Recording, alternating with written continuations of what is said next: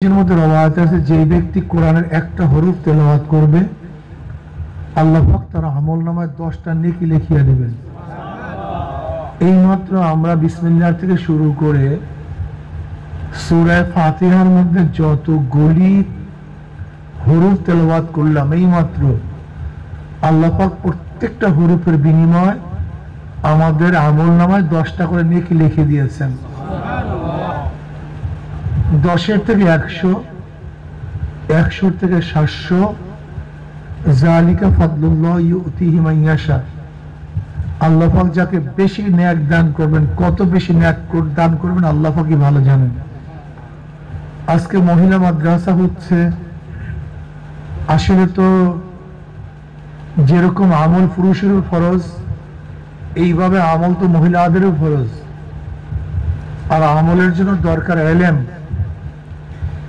এলেম ব্যতীত আমল করা যায় না। এই জন্য নবী আলাইহিস সালাতু ফরমান, তালাবুল ইলমি ফারিজাতুন আলা কুল্লি মুসলিম। প্রত্যেকটা মুসলমান নর ও নারীর উপরে এলেম অর্জন করা ফরজ।